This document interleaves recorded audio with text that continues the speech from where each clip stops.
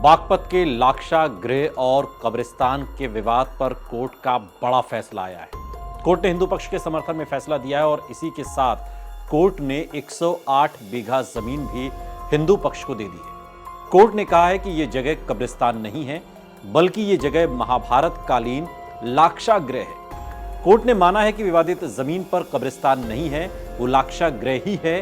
आपको बता दें कि लाक्षा गृह का वर्णन महाभारत में आता है। महाभारत के मुताबिक ये महल पांडवों को जिंदा जलाने के लिए बनवाया गया था और कोर्ट ने इस फैसले के साथ ही 53 साल पुराना एक केस खत्म किया है। एक तरीके से जानकारी जो आ रही है उसके मुताबिक जिस जमीन को लेकर विवाद था उसे हिंदू लाक्षा गृह कहते थे, तो वहीं मुसलमान मजार या फिर कब्रिस्तान की जमीन कहते थे। साल 1970 के करीब मुकीम खान नाम के एक शख्स ने इसको लेकर सिविल कोर्ट में केस दर्ज करवाया था।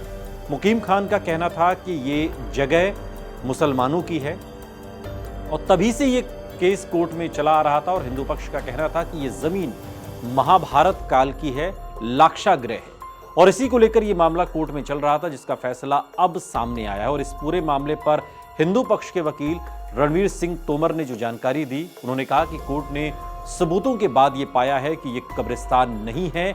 दरअसल यहाँ 108 बीघा जमीन पर एक ऊंचा टीला है और यहाँ पांडव आए थे, उनको यहीं पर जलाकर मारने की कोशिश की गई थी।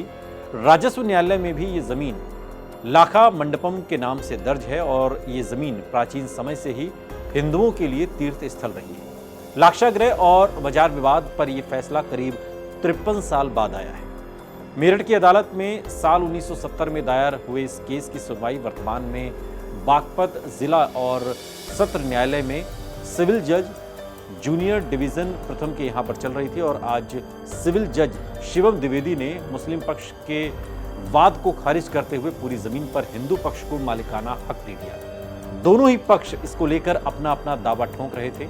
इससे पहले भारतीय पुरातत्व सर्वेक्षण ने पश्चिमी उत्तर प्रदेश के बागपत जिले में उस जगह पर खुदाई करवानी शुरू कर दी थी जिसको लेकर विवाद था। यहाँ के बारे में स्थानीय इतिहासकारों और लोगों का मानना था कि यहाँ पर महाभारत युगीन लाक्षा गृह के अवशेष मौजूद हैं। ये वही लाक्षा गृह है जिससे बचने के लिए पांडवों ने एक सुरंग का इस्तेमाल किया था। स्थानीय इतिहासकार दावा करते रहे कि बागपत में बरनावा क्षेत्र के आसपास लाक्षा गृह रहा होगा और तमाम इतिहासकार मानते हैं कि पांडवों को मारने के लिए कौरवों ने लाक्षा गृह का निर्माण करवाया था, लेकिन पांडवों ने इससे बचने के लिए पास के एक सुरंग का इस्तेमाल किया। बरनावा का पुराना नाम वर्णावत था और ये उन 5 गांवों में से एक है जिसे पांडवों ने निष्कासन खत्म होने के बाद कौरवों से मांगा था। इतिहासकार मानते हैं कि किसी ने भी इस सुरंग की लंबाई और कई मोड़ होने की वजह से इसके बारे में ज्यादा जांच पड़ताल करने की कोशिश नहीं की, लेकिन सदियों से चली आ रही धारणा और बड़े बुजुर्गों की जानकारी के आधार पर इस जगह की ऐतिहासिक महत्ता है और आज 53 साल की कानूनी लड़ाई के बाद सिविल कोर्ट ने अपना फैसला हिंदू पक्ष के समर्थन में किया।